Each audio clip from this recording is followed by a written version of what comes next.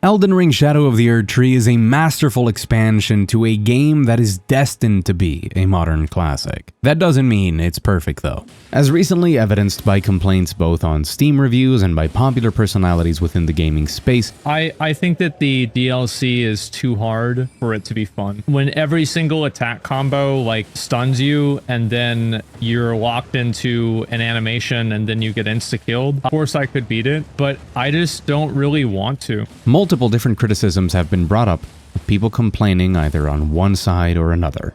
There are those who wish to completely throw out said complaints, especially those related to the difficulty of the game, saying that it's simply par for the course for From Software and the Soul series, and then there are those saying that no, this time around, it truly is too difficult. But the truth is never that simple, and ironically enough, while not always true, most of the time that there's smoke, there's fire. And there's an important discourse to be had about Shadow of the Erdtree. There are people that perceive it to be too difficult even when it isn't. And there's reasons for that. Now I want to keep this video as spoiler-free as possible, so I won't be speaking too much on the things that make me love Shadow of the Erdtree, and I'll be keeping specific examples down to a minimum, spoiler tagging them in the chapters just in case. I take spoilers very seriously. This game came out very recently, and a lot of the things that I would go into detail in, I can do in a bigger, more holistic analysis. Now make no mistake, I think that this is an exceptional game, but seeing the discourse around it be filled with hyperbole and clickbait saddens me, because we aren't discussing its issues, the very real issues it has, nor are we putting the sentiment that many people have into the proper words. So today, I want to properly explain where a lot of the issues come from, why people might see it as too difficult or as a step down from the base game, and later on, I want to highlight some of its flaws. None of this means I don't like it. I could sing its praises for a good while. I'm confident I could do it for about triple the length of this video. This video is here because it does have problems and they should be addressed. So anyways, I'm Mugthief, welcome. Let's talk about how some of the most important parts of Elden Ring were left behind in Shadow of the Erdtree. Before we begin, I have a simple question to ask you, especially those of you who have played the DLC. How often did you feel rewarded for your exploration? Was it 60% of the time? Was it 20% of the time? Because I would say personally, it was somewhere around the 10% mark. Funny enough, of the many things to love in Shadow of the Erdtree, much of it is exploration. And that's where one of its biggest flaws come in, and one that perfectly sets the stage for the bigger problems. I think it's fair to say that many people have issues with the exploration, more specifically with the rewards. Now there is something to be said about exploring being its own reward, getting to see these locations, to experience the world. But there's a very big difference in conditioning when it comes to the player. Taking things away from a player once you've given it to them is generally a huge no-no in design. Please remember this because it will be important later. And subverting this concept is one of the hardest things to do in game design. This is the difference between Shadow of the Colossus and Assassin's Creed Odyssey. In one of them, the game conditions you that there are no rewards beyond the joy of exploring. If you ever do find something, it feels incredibly special. In the other game, if you reach a secluded area that feels hidden and there isn't a trinket to reward you, you think that you did something that the developers didn't intend for. And generally speaking, FromSoft falls into the latter category. And Shadow of the Erdtree acknowledges your exploration with items. It's just that those items are useless to the point of feeling patronizing. Yay, I really wanted a ghost glovewort open bracket 7 close bracket right now. The Land of Shadow is very clearly designed to exist at the end of the game, just as a baseline. If we judge by health pools and the experience gain with the base game, the DLC sits comfortably with the experience gains and health pools being higher than Farum Azula, and at the start of the DLC, it's a bit lower than the Haligtree, but it very quickly ramps up beyond that. It's safe to assume that even if you haven't tackled Farum Azula, if you're in the DLC, you very easily could. This means that you have access to infinite smithing stones and gloveworts, being for regular or uniques, up to plus 24 and plus 9 respectively. And despite that, you are constantly rewarded with these items for exploration. You will collect smithing stones and glovewort from 1 to 9 consistently. down every optional hallway or room. And if it's not one of those, it's probably crafting materials. The value of those consumables depends on your playstyle, but upgrade materials for weapons and ashes might be very valuable in a progression through the base game, but they will almost guaranteed be useless unless they're of the ancient variety once you reach the DLC. This means it's completely logical to be consistently disappointed at them. But you start to see the bigger problem when you ask the question, well then, if they are useless, why are they here? And the answer is, because something had to be, and there was nothing useful to put there. There are two major issues that plague the design of the Land of Shadow. The first is progression, and the second is escalation. And when we talk about progression, we are talking by extension about difficulty. For as much as progression matters in most games, it's much more important in Elden Ring than in most other games. Progression, along with build diversity, are honestly the two big innovations that it brought to the Souls-like formula. A genre of games that's normally gated by skill that used to offer very little in the way of sidestepping that requirement. Sure, you could grind, maybe get some overpowered items, but it could often feel like you were cheating the game. In Elden Ring, the open world structure is used not only to, make an open world where exploration is more seamless and immersive and the map is bigger, but also as a way of offering accessibility and difficulty selection. If you encounter a wall of difficulty, you're free to slam your head into it repeatedly, but you can also go explore and get stronger in a way that is much more organic, content-rich, and directly impactful than in previous games. As you explore, you can find new weapons, upgrade materials, spells, pretty much all sorts of things that can lead you down new rabbit holes of powering up in very tangible ways and help you to take on the challenges ahead. Quite famously, Stormvale Castle, the very first roadblock in the game, can be sidestepped and have you reach Liurnia first, allowing for even more potential power increases before backtracking to Margit and Godric. Similarly, if you have the skill, you can tackle Caelid, that rewards your skill with items and materials that can slingshot you to mid to late game power levels in a matter of minutes from starting the game if you know what you're doing. The wealth of options and content to tackle, with quite a bit of flexibility in more challenge giving you better rewards or lower challenges that always make you, even if it's just a little bit stronger, means that you're always doing something and feeling like you're progressing towards your next big goal. And while a lot of that content, especially on repeat playthroughs, caves and catacombs, aren't very exciting, at least on the initial playthrough, they can be very entertaining and always help you in returning to a boss fight stronger than before. This means progression is organic and completely flexible towards the player's skill level, and options are consistently presented to continue making fights easier and easier for those that simply want to get through them. This changes the rules of the game, because the whole get good gimmick dies the moment that the game puts at my disposal the ability to make myself not only completely overpowered, but to use spirit ashes to help in that. When you combine this with buildcraft and how Elden Ring places much of its focus on status effects, weapon skills, and magic, you can create combinations that destroy this game.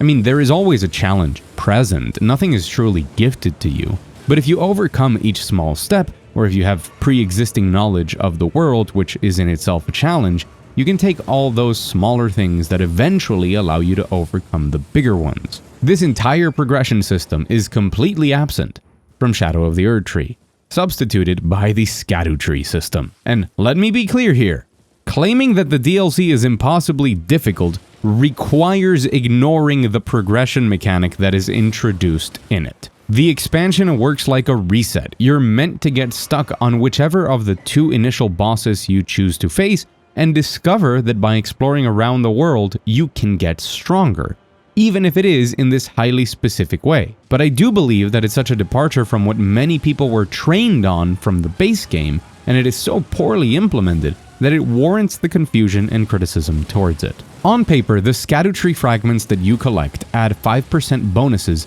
to attack and defense within the DLC, and they serve the same purpose of progression. You can collect a lot of them, and they are often rewarded to you for exploration and for taking down challenges that the game presents.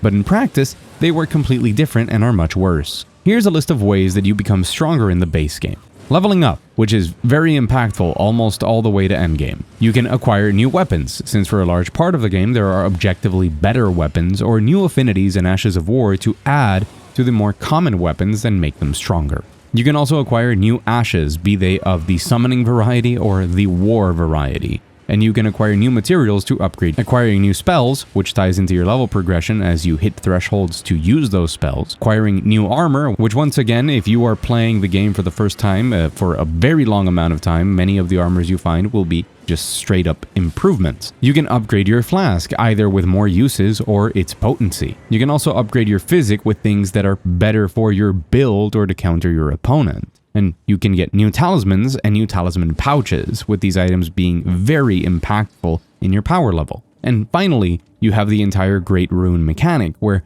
you can unlock new Great Runes that will allow you to power up with a different system. All of these different things are scattered about, meaning that almost any direction you pick, you're going to get something that feels immediately impactful to your power relative to the enemies. This continues all the way until the Ashen Capital, where you still get some of the most powerful talismans in the game. And for most people, they will reach Elfell, Mountaintops of the Giants, or Farum Azula, and then obtain the materials to max out their weapons. You are still obtaining golden seeds and sacred tears until Farum Azula. Now let's compare this with Shadow of the Erdtree. Here you have access to leveling up, which at these extremely high levels no longer feels as meaningful unless you're going for a build that has high scaling in multiple stats. If that were the case, you would still find putting attribute points past 40 or 60 tangible in your build, but otherwise, the numbers are so high that you'll barely feel the impact. That is unless, like many of us experiencing the DLC for the first time,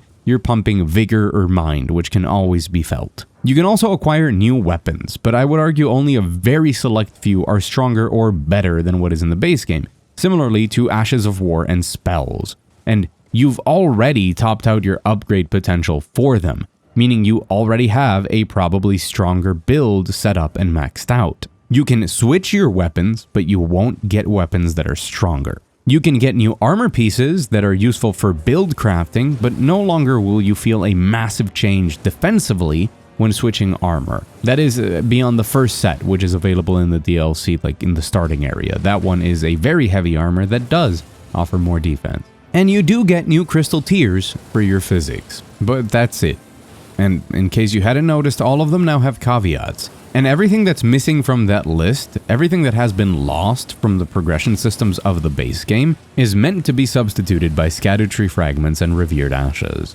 A much simpler system of collecting these items that add very linear improvement to your character, meaning that the overall density of rewards and the feeling of progression in the game is very different than the base game. Instead of constant nuggets of progress that can be littered throughout the world and applied to many different parts of your character, you have 50 almost mandatory pieces that simply make you better. And this was simply done to make going into the DLC its own separate thing, so that people don't finish it and come out completely overpowered for the remainder of their normal playthrough, and that matches with the balance of the new weapons and sorceries that seem to be designed with keeping balance in the game in check as well, and all of this is doubly important to not disrupt the balance of New Game Plus. This means everything in the Land of Shadows is made to have its own isolated progression that slots back into the base game as if it were always there. Except when it doesn't, because no, I did not forget about acquiring talismans. You see, because we could argue that some of the Ashes of War or some spells or some weapons in the DLC are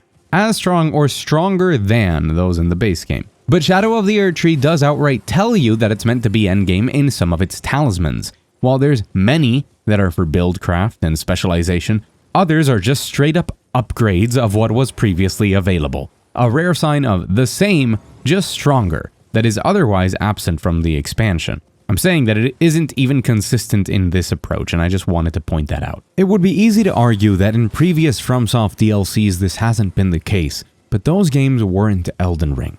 Games where the progression is meant to follow the open world and non-linear design of the game that allows players to go around, explore, and come back feeling stronger, and the new progression system just doesn't accomplish that. In its stead, the Scattered Tree Fragment system has recently been updated with a patch that makes the early upgrades stronger as the progression curve has been changed and you get more power from the early ones than you do from the later ones. And while this will undoubtedly help, it doesn't fix the overall problem. This is a matter of how you feel. In previous FromSoft DLCs, you understood what the new progression mechanics were, if there even were any, or they were neatly slotted into the middle of the game. And the balance around those expansions was very much in line with where you were supposed to play them. But here, this is clearly a new endgame area with its own progression system that doesn't follow the same linear progression as you encounter those challenges. And people's reaction is going to be, it's too difficult, but what they mean to say is that these enemies are way too strong, and I'm not getting stronger to match them in the same way that I did before. That doesn't mean that it's actually difficult. There is still plenty of cheese in the game, there are still different ways to become more powerful, and I would like to posit that if you use all of the tools available from the base game, even jumping into the DLC doesn't feel that big of a jump.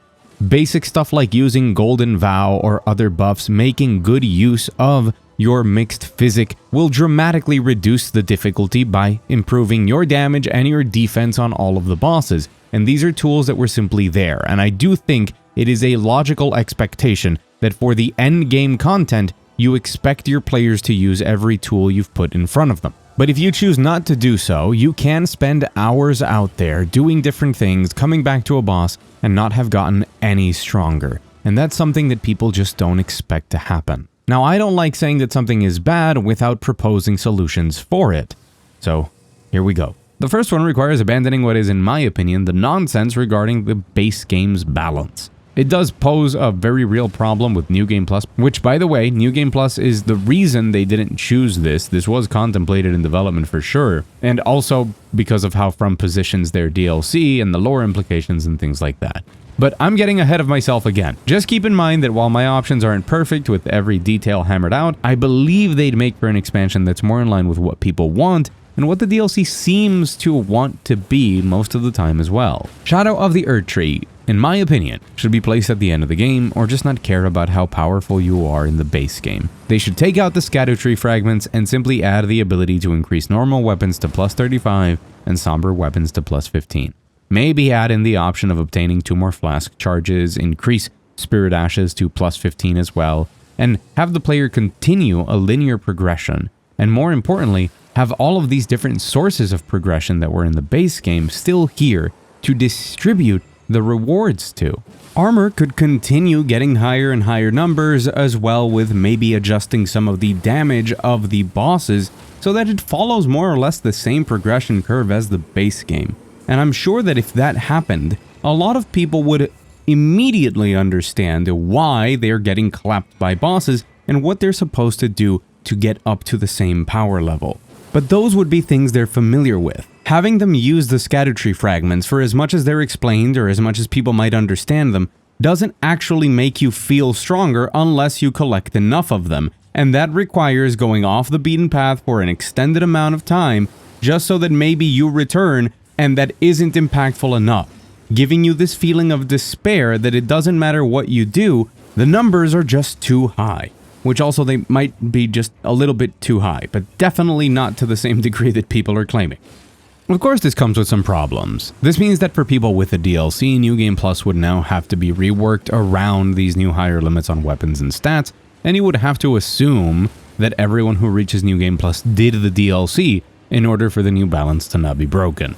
I think this is doable, and it's another reason that making the DLC mandatory at the end of the game would fix this rebalance issue. But I don't want to undersell how many potential problems this rework would cause. Which is why I think it was probably an option that they didn't go with at the end of the day, but I believe there was a way to make it work if it were designed around it from the start, and it would have led to an overall better game. The second option, which is a bit of a half step, would be to simply keep everything as is, but make it so there are 200 Scadutree fragments, and you simply become stronger every time you pick one up. Each one gives you, a very small boost percentage-wise, but it would be a much more meaningful reward compared to smithing stones, open bracket 3, close bracket, and bring some of that flexibility back to the progression. Heck, another progression system could have been adding a way to upgrade weapons further, but having them revert when you leave the Land of Shadow. And this probably wasn't implemented because it felt like a tremendous chore to first upgrade a weapon to its maximum, and then have a separate system to upgrade them in the Land of Shadow, but it would have worked better, honestly. But when it comes to the objective of making people feel like they're getting stronger, it would have worked much better than the Erdtree system. And keep in mind that everything that I'm saying here is to fix what's here. I'm not even mentioning potential. I do believe that for bigger changes, it's better to just do a sequel, but they did already make it a point to make the expansion separate from the base game. And I think they could have explored newer systems that would have allowed for new ways of progression. Be that with different specializations or having new ways to modify weapons, or maybe modify your character towards an affinity even. Maybe even something like a more dedicated class system with different passives. There are many things they could have tried that would have smoothened out this feeling of progression.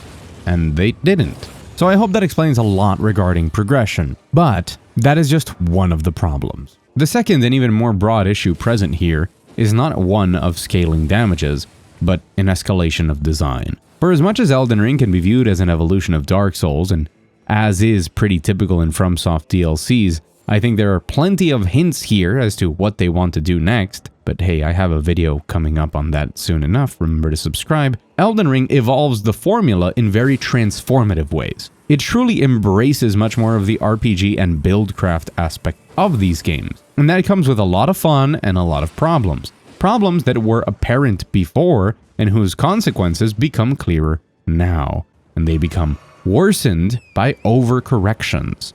The shift from using weapons and an odd spell in previous Souls games to the potential to maximize a build designed to annihilate an enemy from a mile away with a giant magic cannon is exciting. It fulfills a lot of potential in the genre, and it also fulfills a lot of fantasies. Since with creativity and the work to get the pieces and upgrade them, you can truly follow playstyles here that are much more all or nothing and do indeed lower the difficulty through the flexibility and expression found in the systems of the game. Endlessly spamming Taker's Flames or just destroying everything with the Moonlight Greatsword might feel cheap, but we shouldn't forget how many other creative and specialized builds exist that contribute to the popularity and replayability of the game. I said Moonlight Greatsword, I meant Dark Moon Greatsword. Sorry, please stop typing. The problem comes with how at times the game simply becomes a press L2 simulator, or a spam your spell in the corner for every boss fight. And when large parts of your mechanics are being ignored, skipped, or broken, you probably want to find a way for that to, well, not happen. It's still a balance though. Throughout all of From Software's catalog, they've always wanted super secret weapons and creative builds to exist and be rewarding. Even in the recent Armored Core 6, these concepts are present. If you put in the work, the game allows you to outsmart it and break it, and it's necessary in feeling rewarded for those efforts and commitments. But arguably, Elden Ring moved the scale too much in favor of finding ways to trivialize every opponent, and so the only way to build on what was there is to escalate. The player needs more sorcery cannons, more spinny lightsabers, more dashing and evading movesets, but that also means that the tempo and design of the enemies have to take into account how absolutely bananas the player can become. And those designs have now changed in order to counteract a lot of those methods. And this is another huge factor around many people's perception of difficulty. While the lack of progression definitely affects people who are more on the casual side, this one affects people who are more aware of the stats and techniques in the game. And it's also the one where I think more active mistakes have been made. To quote some movie that people like, when everyone is super, nobody is. Every new weapon and power increase for players needs to exist, still contextualized within the base game. But the new bosses can be designed at a new power level and philosophy to challenge players. And this balancing act isn't easy to do. I think an endgame expansion should contain truly difficult challenges for players to tackle. But the visceral response from people to that challenge as being too much is not a question of them not wanting challenge, but instead, much the same as how it is with progression being changed or stripped away, people react to how their tools have been taken away at the same time that the difficulty has increased. Remember, I told you it was gonna matter later on? Okay, taking things from players is a big no-no. Remember this, it will matter later. To be honest, I don't know how to fix this issue, and I don't consider myself all that smart to begin with. But the fact that it exists is very clear. The solutions that many players found before no longer exist. Their tools are gone. And I personally don't find myself very affected by these changes, and I kind of like the direction and design here. It feels more balanced, more creative, more challenging, and often in ways I enjoy, with some very notable exceptions where I think the game goes too far, but we'll talk about that in the last section. The problem is that players found out that spamming high poise damage and stagger moves with hyper armor was a crutch. They found out that the ashes, specifically the mimic tier, was a crutch. They found out that spamming spells was a crutch. They found out that bleed was a crutch. And except for bleed, all of those things and many others have been excised from the game like a tumor. Meeting the challenge head-on leads to a game that is very hard, sure, and sometimes unfair, but mostly pretty good. It's when you see the things that have been taken away that the feeling of difficulty creeps in. Let me offer a final analogy just to make sure I'm getting the complexity of the issue across. Let's imagine that Elden Ring is like a mountain to climb. You can climb it any way you want. They simply give you a safety rope, maybe some initial options, and they say, hey, have at it. And it might be harder or easier depending on your choices and your choice of tools to climb it, and the developers themselves can increase the challenge by making the mountain taller or more jagged, less safe, less predictable, all sorts of things. And you can meet this challenge head on. But if they ever took away your safety rope, you'd say that's unfair. The problem that Shadow of the Erdtree faces is that From can't find a way to create a more difficult mountain now, because a large percentage of players aren't using picks and a safety rope. They're using rocket boots. At this point, you need to take away the rocket boots. So they did. They took away the boots, the elevators, the rocket ships, and the teleportation portal, and on top of that, they made the mountain way harder. Most people who are just climbing the mountain normally see it as a challenge, but some think that this mountain is even too hard now. But the people using all of the tools that From themselves gave them now lost a lot of those tools and have to scale the hardest version of the mountain without them. And this is why I can't find a solution, because if you designed a new mountain for rocket boots, outside of this analogy, I don't really know how that works with all the flexibility to break the base game. And you can't forget, within the analogy, how many people are climbing the mountain with pickaxes still. In case you haven't picked up on what I'm putting down, the amount of enemies that now constantly rush you down aggressively the instant you walk into the arena has gone from about 10% to 100%. There's no room to summon your spirit ashes or apply buffs once you enter the arena, because you can die 1 second into the fight just because you tried to summon the mimic tier. Throughout the fights, their new aggressiveness invalidates a lot of spellcasting, and they very consciously offered solutions to this. There's new spells and a new talisman that makes you take more damage in exchange for maximum cast speed, so that mages can cast in the very short windows of damage that they offer. But in most fights, it becomes incredibly difficult to summon ashes and then stand in a corner spamming spells, because even if you get past the setup, the AI on enemies combines with their new hyper-aggressive demeanor so that within a second, they can swap to you and basically teleport on top of you and end you. The infinite hyper armor and poise spam is counteracted by the ludicrous amounts of damage that bosses can toss out, along with much higher overall poise breaks. This forces you to not only use buffs judiciously for this playstyle, but also still learn the boss's movesets to make sure that you can use your hyper armor moves against moves that are okay to be tanked. Because there are other moves that are very clearly designed to obliterate anyone attempting to tank them. Normally, if you said this move will kill you if you stand still, you would say, duh, that means it's easy to dodge, but that's not the intention of some of these. They are here to avoid people from standing in place and hyper-armoring through things. So now enemies have consistent beams of damage, or very dramatic status effect infliction, and outright one-shots. And while these are the easiest examples, there's other sprinklings of this philosophy throughout. And I'll be honest, I think it's pretty smart and kind of awesome. The problem is that they sometimes overcorrect, and a lot had to be sacrificed in order to design these new bosses that counteract the tools that ended up being way too strong. Sometimes it honestly feels like they've been made to counter so many things that they counter everything except one thing, and that ruins a lot of that buildcraft element. On top of that, you add the kind of lackluster and practically required progression to offset the damage, and it can quickly feel like too much. But the most painful part for most people is how they feel that their tools have been taken away. It's not just the magical I win buttons that have been put down, it's the playstyles and toolkits, and the initial reaction to this is bound to be negative. If you spent 200 hours perfecting your Elden Ring build that's designed to stagger every enemy and flinch them into the ground until you poise break them, and now you come up against enemies that never flinch and take 3 times as long to poise break, your initial reaction would be, yo guys, these numbers are out of whack. I have done everything in my power to be absurdly strong. And this isn't a question of stat checking.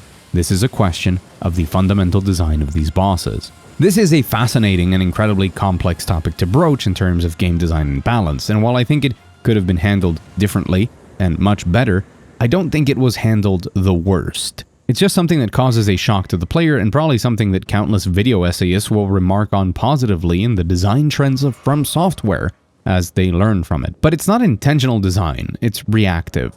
These bosses have been designed around how they believe the tools given in the base game too easily broke the game. So now they need to make sure they're counteracting that to the point that a lot of good design is sacrificed in the name of this. And we'll get into those sacrifices in just a minute. What this does explain is some of those reactions of it's too difficult, that once again are simply not put correctly into words. What they want to say is that their playstyle has been invalidated, that sucks, and now they have to try and find a new cheese build. I don't say that in a negative way also. I'm just, people work on these builds for a long time, they get excited, they love using them, and when they get taken away, it's normal that they don't feel good about it. But this is just the nature of escalation. The things that were really strong in the base game, if they were still strong here, would mean that the DLC isn't challenging, and what they want it to be is challenging. And this is the side effect of that. And while these two things are the crux of my thesis, there are more problems here. Let's talk about the other half of this equation. We talked about the tools for climbing the mountain, but we didn't talk enough about the mountain.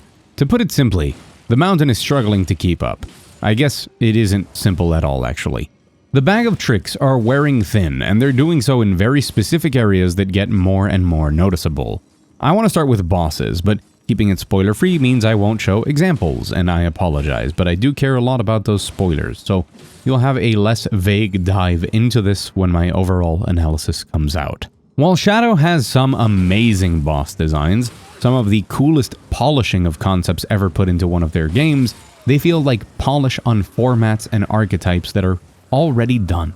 And now, they're just riffing on them and adding a bit of spectacle, flavor, and most importantly of all, difficulty. We've been playing Souls-likes for a long time now, and for as much as they've changed, at their core, the way you play them and who you fight has been done and done again in many ways. Sekiro, for example, feels particularly fresh even if many of the same archetypes exist there, because of the way you interact and play the game. It's very different from Dark Souls in its combat, its balance, and the expectations of the player. And that means that in Sekiro, dude on a horse feels very different to the same thing in a different game. But Elden Ring is still a successor to Dark Souls, even if it is so in an increasingly distant way. The humanoid duel of Lady Maria or Pontiff Sullivan or Frida is here again, but different. This dude on horse is here again, as well as more dude on horse, but with a cheeky reference to Bloodborne this time. Yay, you remember Bloodborne? Yeah. Do you like dragons? Because we have dragons. We have a lot of dragons. Do you like fighting NPCs? We have a lot of NPC fights this time around. And hey, it sounds very negative, but there are genuinely inventive and cool mashups and twists here, but they begin to feel like they're just that. Mashups and twists, like the thread is wearing thin.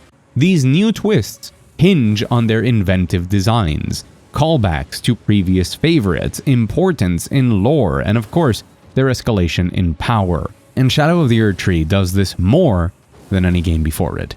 There are 3 bosses that I can say feel wholly original, even if they dip into certain buckets of design, with the rest of them being clear homages or callbacks to existing ideas in the From Software-verse school of design.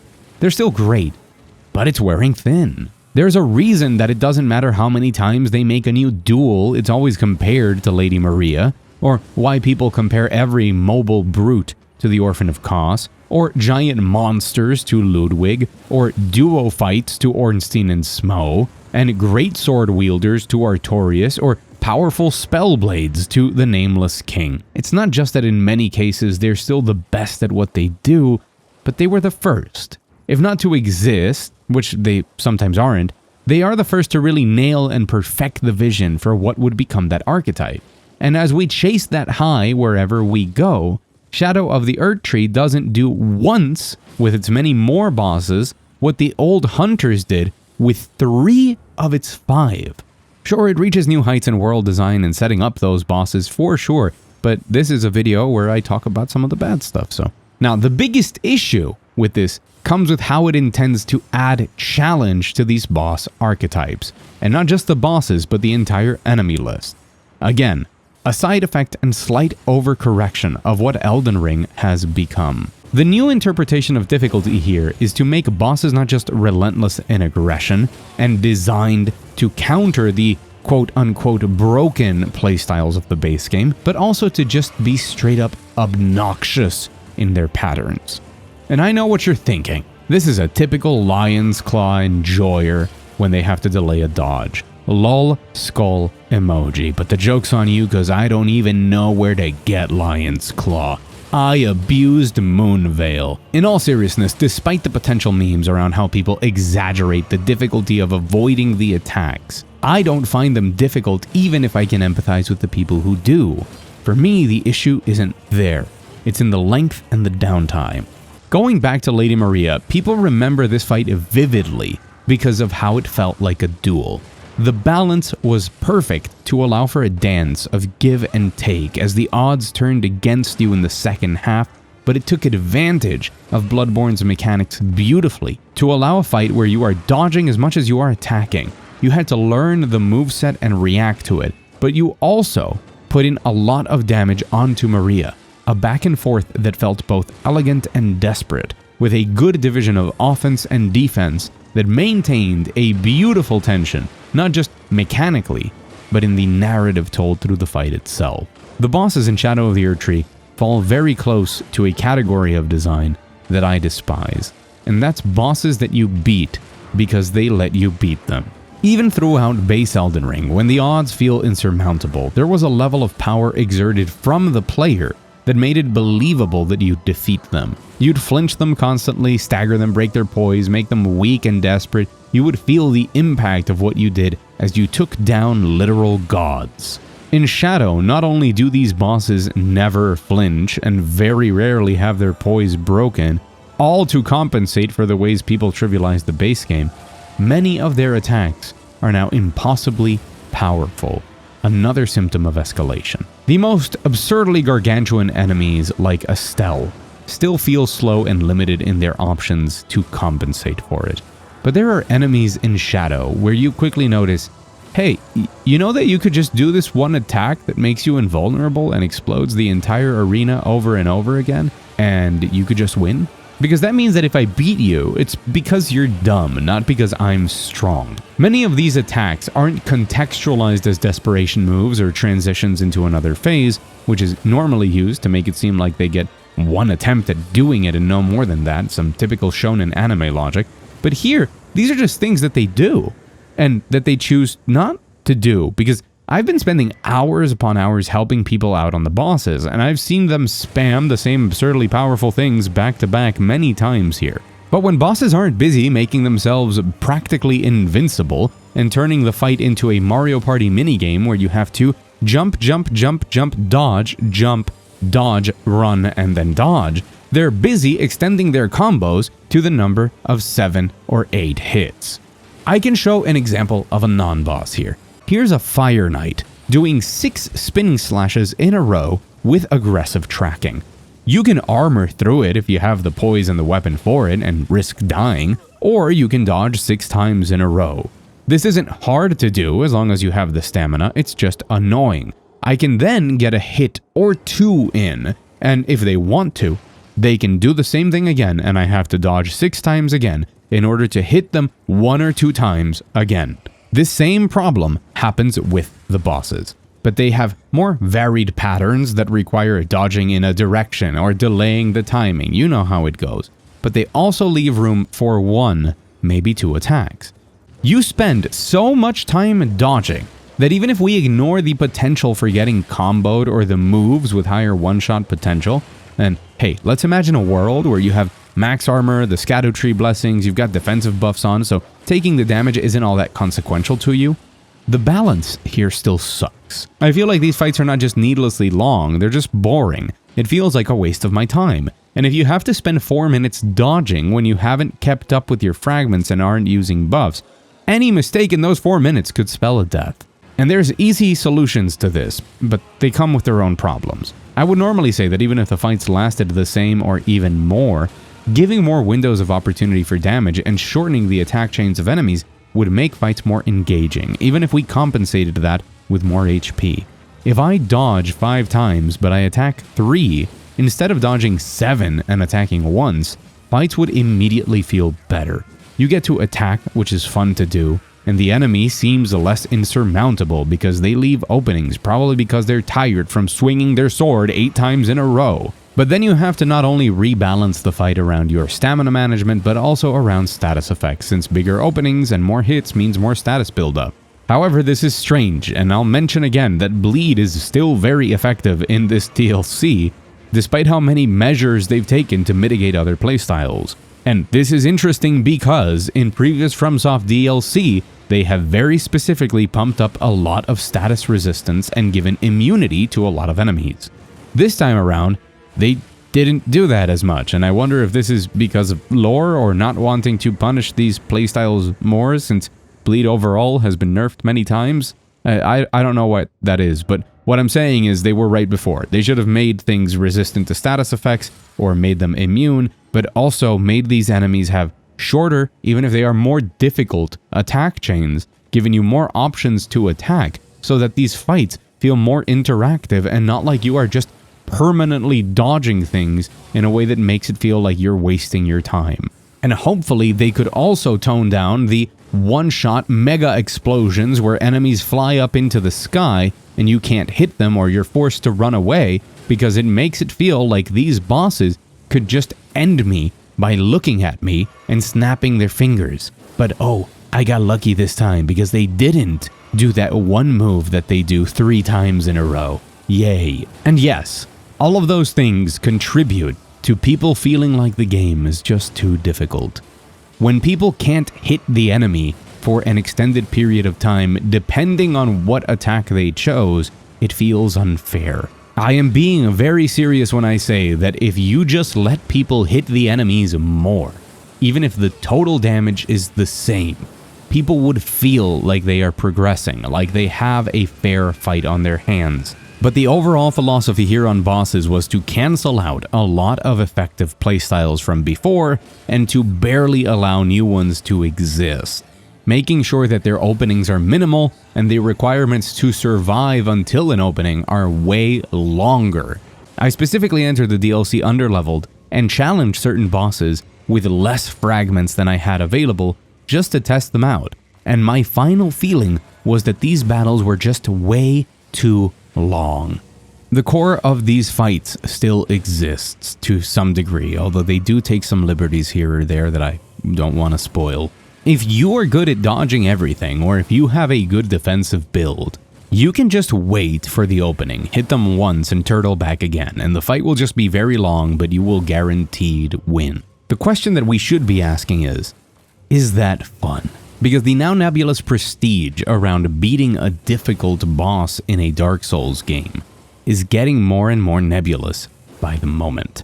The very open nature of Elden Ring already put that on its edge, and now the course correction that Shadow of the Erdtree takes is just leading to people finding other broken builds to use until FromSoft either allows them to exist or nerfs them. I totally get feeling proud of having taken down a difficult boss without using any cheap tactics.